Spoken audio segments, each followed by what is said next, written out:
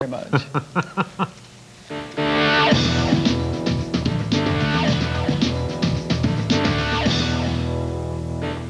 Hi, I'm Judy Tyabji. Thanks for joining me today. Today we're going into almost the twilight zone of what's going on in Canada. When we talk about things that have to do with the federal election, there's a new political party. We're going to talk under politics today. We'll also, in the next few weeks, especially after the election's called, which we expect may be at the end of April, we'll talk about jobs and taxes, social programs, and Western alienation. But today, under the subject of politics, we bring to you the leader of a new political party, Paul Hellyer. And if his name is familiar, it's because he's been around for many decades and in many incarnations. Today we're going to focus on monetary reform, which is one of the main planks of the new party, but let's take a retrospective look at Mr. Hellyer's career.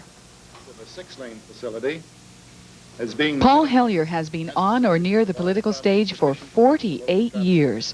First elected to Parliament in 1949, he held several senior cabinet posts and is best known for unifying the Canadian Armed Forces. Hellyer ran for the Liberal leadership in 1968, but he lost to Pierre Trudeau. He rose to Deputy Prime Minister in the Trudeau years, but he quit in a dispute over housing policy.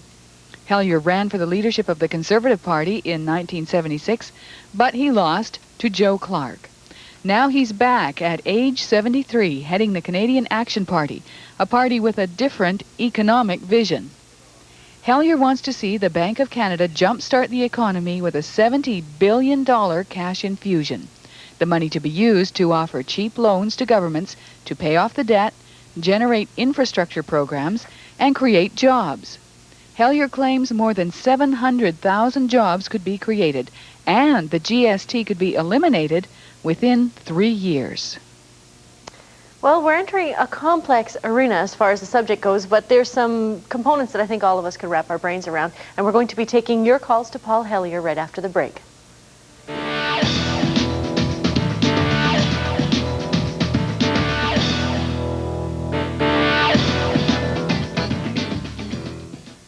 Tyabji is brought to you in part by CFAX 1070, Victoria's news authority. Hi, I've lost my credit card. No matter where you are in the world, If your MasterCard is lost or stolen, Bandito, I need to cancelito. you can call for help toll-free. The card. MasterCard Global Service. It's gone. Bye-bye. We'll put you in touch with someone who speaks your language, But the card is gone. Bye-bye. so you can skip the act So I need to get a new one. and leave the performing to us. Thanks. I'm gonna go. So thanks for everything. MasterCard Global Service. Watch out! There's something funny going on. It's new Tickle Me Elmo. Just tickle Elmo, and he really talks. That tickles. And laughs. Tickle him again, and hold on, because his whole body shakes with laughter. Oh, boy. So be on the lookout. He's coming to a funny bone near you. Tickle Me Elmo, the newest huggable member of the Tyco Sesame Street family. Each sold separately. You know, these Tostitos are baked. Get out of here. Really? But so tasty. Oh, I had this party, and I told everyone that baked Tostitos are low in fat, but nobody believed me. Wow. Low-fat baked Tostitos have only 1 gram of fat per serving, and they sure taste great. These are baked? Mm-hmm. Get out of here. Oh, yeah. Get out of here. Get out of here. Really? They're baked? No, really. Get out of here. Low-fat baked Tostitos tortilla chips and Tostitos salsa. Baked Tostitos, now's a good time. You might think your BC Ford and Mercury dealer has a lot of Explorers now, but believe me, these things are going to be gone. This fully loaded XLS, for instance, is going for a price you will not believe. Sure is, Lindsay, because right now, a fully loaded XLS Explorer is going for just $366 a month. So you'd better not hang around, because these Explorers won't be. He's not kidding. The Great Explorer Clearance starts at $366 a month, ends March 31st. Paul Hellyer was once Deputy Prime Minister of Canada, and now he's re-emerged as leader of a new political party just before the next federal election call. He's focusing on monetary reform, and it has to do with the chartered banks. And maybe one reason that they've been making so many profits is because we have to change the way we do things in this country. Thank you for joining us today. It's a pleasure to be here. Thank you. So congratulations, I guess, is in order. You've launched a new political party. Well, thank you. That was the first step. Yeah, I'm glad you could join us too, Lee. Yeah, thanks very much. I'm very interested in this subject. subject. Yeah, well, and I have to tell you, I'm trying to get my brain around all the monetary reform stuff. Has to do with banks, the Bank of Canada, the debt, and somehow, I mean, when you see the graphics of what you try to do, it sounds like lots of free money, and that's a solution, and yet it can't be that easy. I brought the monopoly money to try to give us something we all know monopoly. Well, monopoly is very much like the system we have now. It's been a long while since I played it, but as I recall, somebody winds up with everything. Right. And that's the way the banks have it now. That's how you win. Right. They win on all counts. So you're talking about the chartered banks? Chartered banks, yes. What I'm saying is that we have to change the system so that that the Bank of Canada wins a little more on behalf of us, the shareholders in the Bank of Canada. Okay, so instead of the chartered banks making, I think their collective profits were like over $5 billion last year, that would be kept by the Bank of Canada, which means us. No, not necessarily. They would still have profits. No one would shed any tears for them. We're talking about the creation of money, really, and that instead of letting the chartered banks create all of the money. Right. Most people don't understand about how money comes into being. Let's go to our monopoly bank. Okay. Now, I was doing some background reading, and it says, okay, $50, for example. According to what you've put out, the Bank of Canada determines how much this is worth and how many $50 bills there are floating around in the economy. This is a peanut. This is the kind of money. Your example is good, that the Bank of Canada. You had real money. Nobody here had real money. This is the kind of money that the Bank of Canada creates. Okay. But that is not the kind of money that the chartered banks create. Okay. Which is really just deposit money or credit money. It's an accounting. It's an accounting thing. It's just an accounting entry. And the way they create it, if you want to borrow some money to buy a car or something or other, you go to the bank and say like $35,000 to buy a new car, and they say, what collateral have you got? And you say, well, I'll give you a mortgage on my house or some stocks and bonds, or I have a rich relative or whatever. Right. And they say, okay, and then you sign a note, and they type their computer, presto, you've got $35,000 into your account. So they've effectively created that money. Created that money, and it is counted as money. That is part of the money supply, and you can go out and spend it. Seconds before, it did not exist. And so people, when they're worried about inflation and worried about money creation, they have to realize that the Canadian chartered banks created over $20 billion last year. Wow. Just by doing that kind of thing, loaning out money. Just by typing their computers. But then the amount of money that they get back is a lot more, because they're creating that debt to each of us. I mean, Lee, every time you do a news report on this, Canadian personal debt has gone up. So if they've created all this debt, we're actually paying back more than that. Paying interest on it. And this is the problem with the present system. Under the present system, the chartered banks create nearly all of the new money.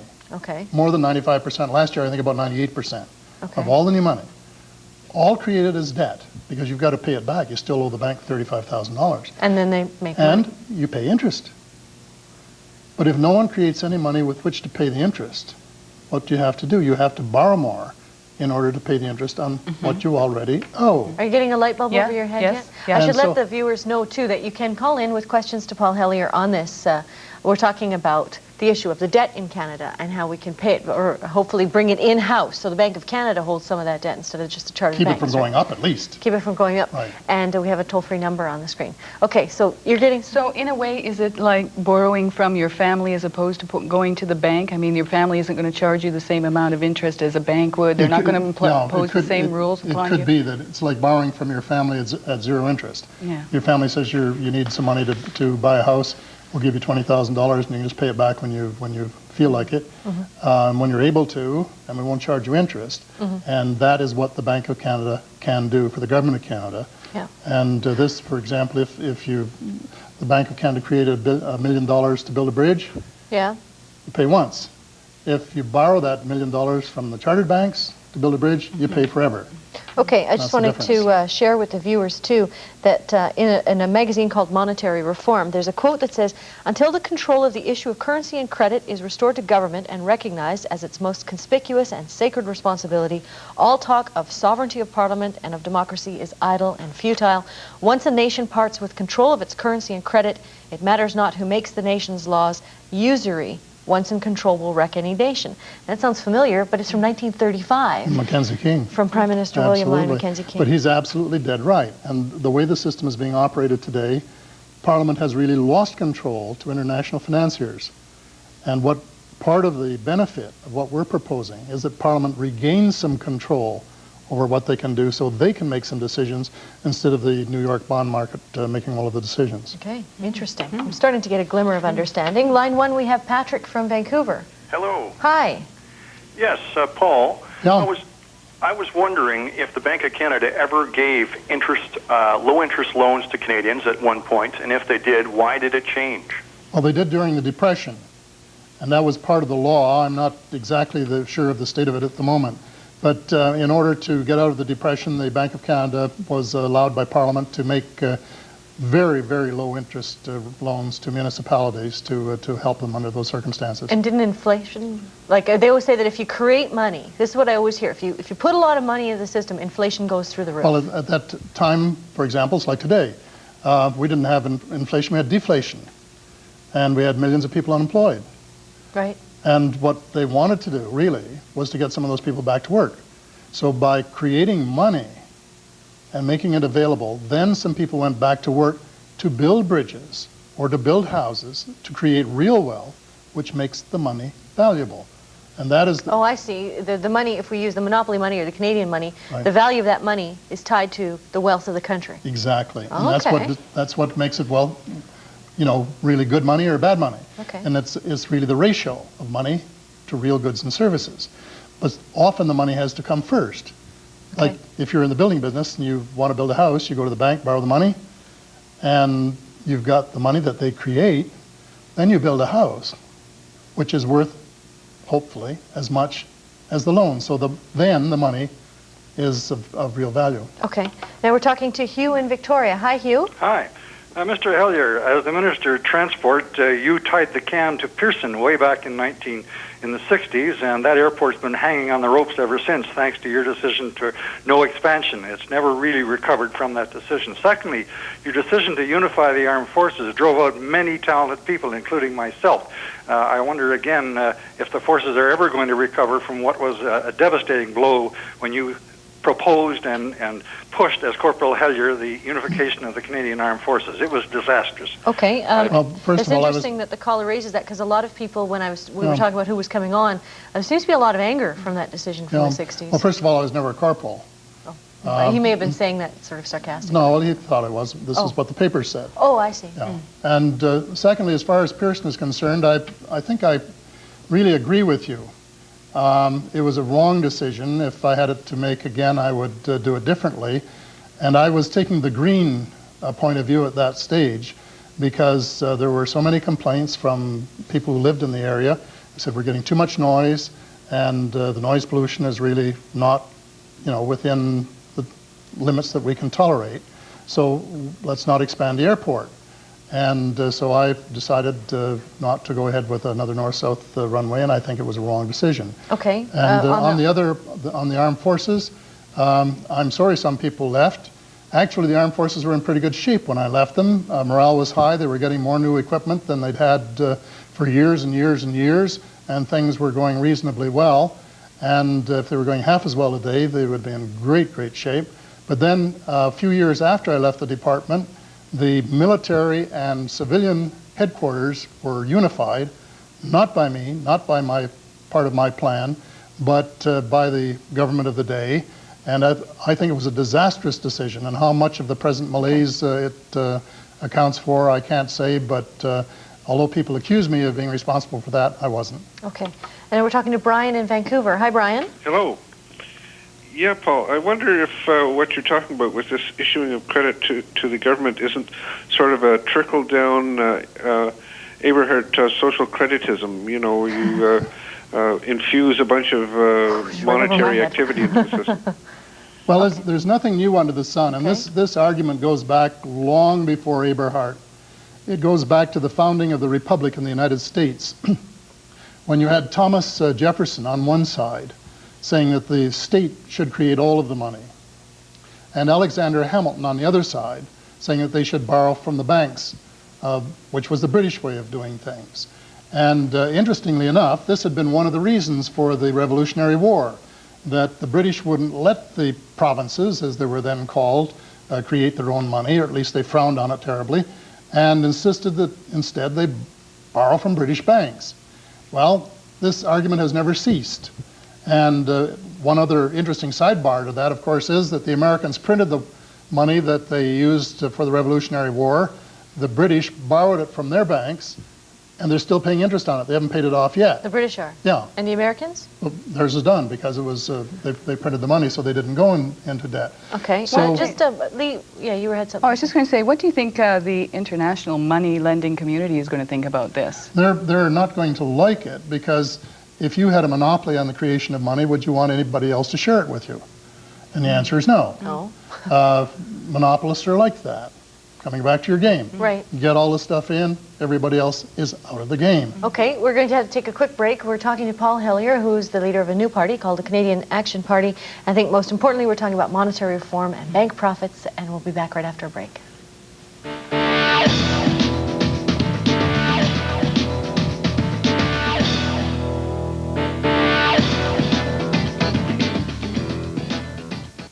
Tyabji is brought to you in part by Metro Lexus Toyota, Victoria and Duncan.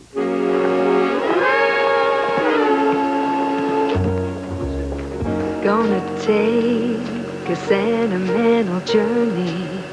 Gonna set my heart at ease. Gonna make a sentimental journey to renew old memories. All aboard. Got my bag, got my reservation. We're at Dave Wheaton Pontiac Buick talking to more real people. Steve, what kind of special service do you offer your customers? We have what's called a Good Wrench service package. One of the services that's in that is it's 29-minute oil change. We do it in 29 minutes or the next one's free. Heather, how long have you been with the company? For over 20 years. I started on the lot putting license plate brackets on right up to giving out the work to the technicians. And every day it's something different. Dave Wheaton Pontiac Buick. Real people, real close by. Come see for yourself. Okay, when it comes to big things, we're looking for names we can trust. At Sears, we have all the brand names you want, all under one roof. And here's something else you'll want. Don't pay for 1 full year on all furniture, major appliances, and home electronics when you use your Sears card. Plus, earn valuable points towards almost anything in the store. Great. Now what about a big guarantee? At Sears, if there's ever a problem, there is no problem. We service everything we sell. Sears? Sears. Maintain your independence with the Caraminium lifestyle. Better than keeping a large house, the Caraminium residence is more than a conventional condominium. The housekeeping staff handles all of the heavy cleaning and laundry, and a chef prepares your main meal. 24-hour staff provide security and assistance when you need it, and lots of privacy when you want it. This is the best of home ownership and assisted living. This is Caraminium, enriched retirement living in a home of your own. We're talking about monetary reform, and what I'm getting a sense of is that one reason that we have the big, huge debt and the mess we're in is because some choices that are made are not necessarily the right ones, in your opinion. Absolutely. The reason we have such horrendous debt is because for 200 years, nearly all of the money has been created by private banks as debt. Okay. Elizabeth from North Van. Hi, Elizabeth. Yes. For the last 25 years, I've heard government say they were going to create jobs, and they've never done it. Right. And the Liberals are still talking about they're going to create jobs. Now, first of all, I want to thank Paul Hellyer for stepping out and declaring for the Canadian Action Party. And I'd like him to tell how he can create jobs through changing or controlling the Bank of Canada. Okay. Okay, it's a very good question. What we propose to do is to get the Bank of Canada to provide the Government of Canada with, about $70 billion over a 4-year period. Now what that does is almost double the rate of money creation in Canada for 4 years.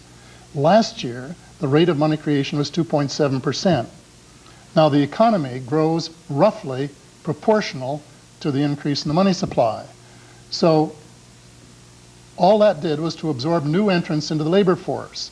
And Professor Pierre Fortin of Quebec says, in order to get our unemployment down to what we would call a reasonable level, I'm not sure what that is, but let's say 5%, we have to have about 5% growth for 4 or 5 years in a row, which means you have to double the rate of increase of the money supply for 4 or 5 years What in a you're row. saying is take a whole bunch of money and pump it in. Pump it in. That'll create jobs. Right. And what our proposal is that the federal government would get this money from the Bank of Canada. It would use some of it to give to the provinces for health care and education and environmental concerns, and some aid to the municipalities where they've cut back. Right. And some they'd spend on things that they want to do themselves that are necessary in the federal field. And the rest would be to replace income lost by eliminating the GST over 3 years, so that consumers would have more money to spend, and this would create employment as well. Okay, and I want to get back to the lines here. We've got John from Port Coquitlam. Hi, John, your question? Yes, hello. The sound went very poor on what I'm doing here, so I can't hear very well. But my question to Mr. Hellyer is, Mr. Hellyer, have you read George Bernard Shaw's book, The Intelligent Woman's Guide to Capitalism and Socialism, written in 1927? Okay, I'll leave it at that. I wish I was absolutely sure of the answer to that question, but certainly I haven't read it in the last 30 years, so I guess I'll have to say no. Yeah, okay. And I've cut John off. Sorry, John. But We'll I have to like go to the someone title. Yeah, and actually, we'll go to Marion in Parksville. Marion, hi. Oh, sorry. I was just going to say, it's interesting, though, that really the reason we had socialism was because capitalism didn't work, and the reason capitalism didn't work, and we've had these 47 recessions and depressions, was due to the monetary system.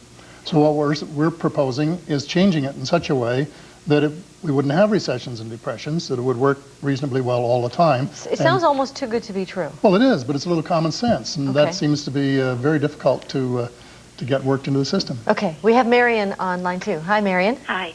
Hello, Mr. Hellyer. Hello. We will never forgive you for what you did with the armed forces by amalgamating them. There's no way.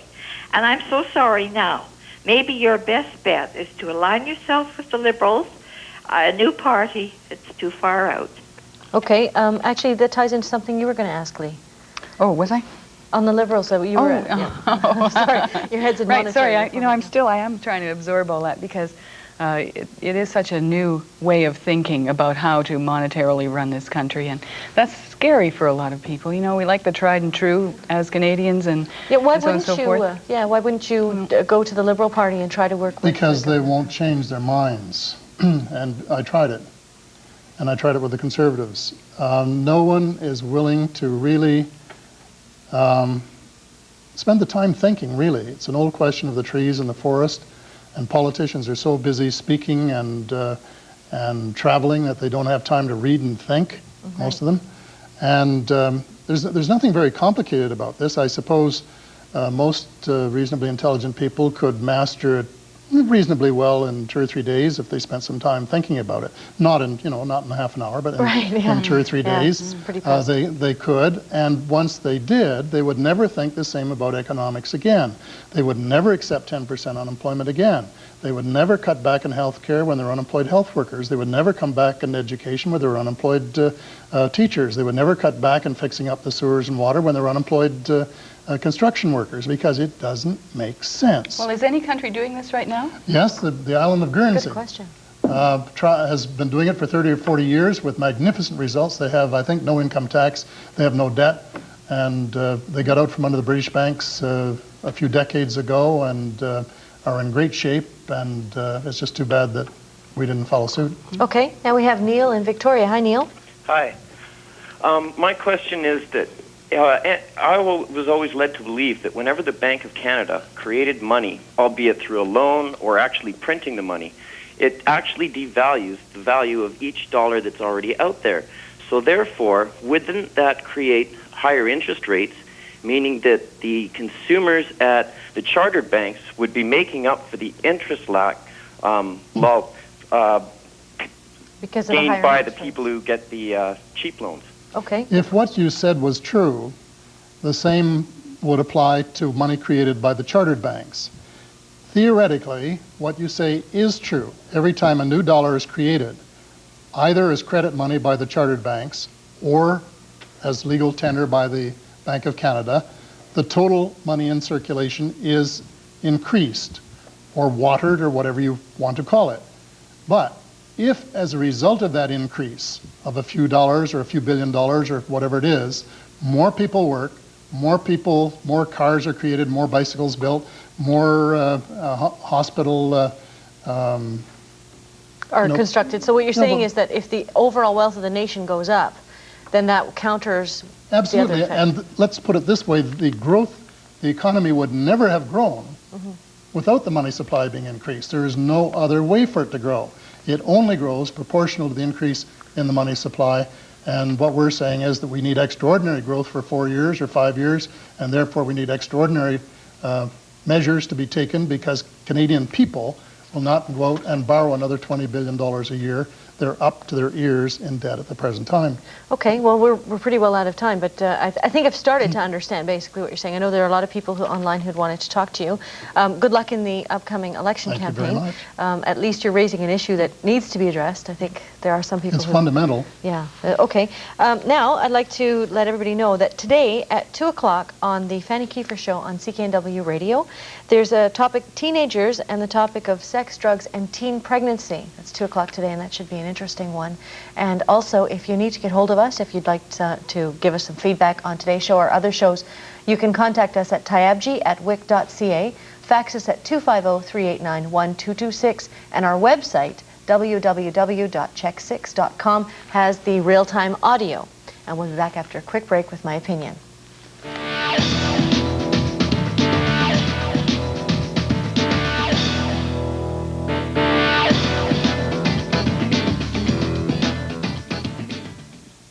By now, most everyone knows that electricity doesn't come from a hole in the wall.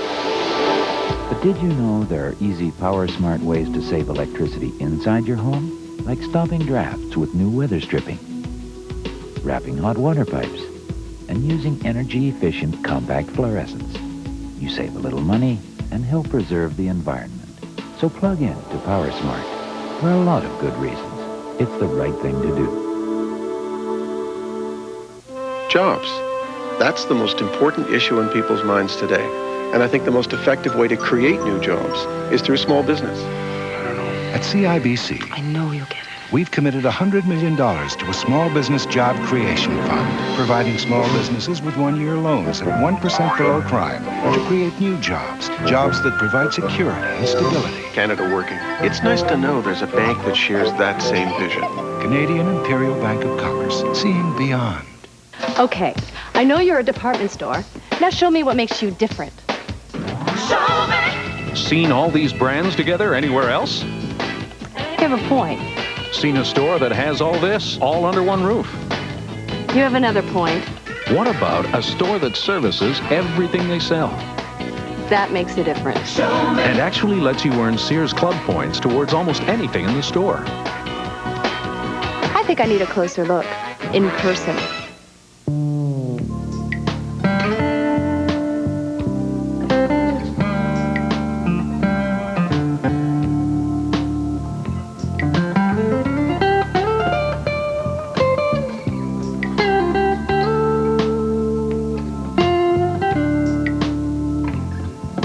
Guitar components, exquisitely crafted in British Columbia.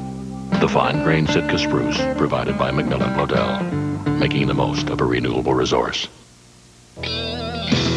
There are amendments coming to the Federal Divorce Act, and some of them are very controversial. People have been saying for years that the Divorce Act and our family law don't let anybody win, and now they're claiming that these changes will not benefit anyone except for the federal government, as they'll be able to take more in the form of income tax. We'll be talking about this tomorrow. That is actually part one of a two-part series of some changes that will affect all of us. In the next few weeks, we may have a federal election call. We will certainly have one within the next year or so. And one of the issues that will be facing us will be joblessness, a high debt, and the cuts to services such as education and health care.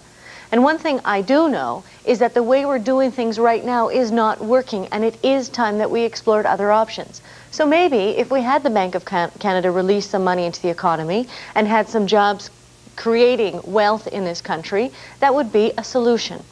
I hope that we'll be debating this in the coming months. I'm Judy Tyabji, and that's my opinion. What's yours?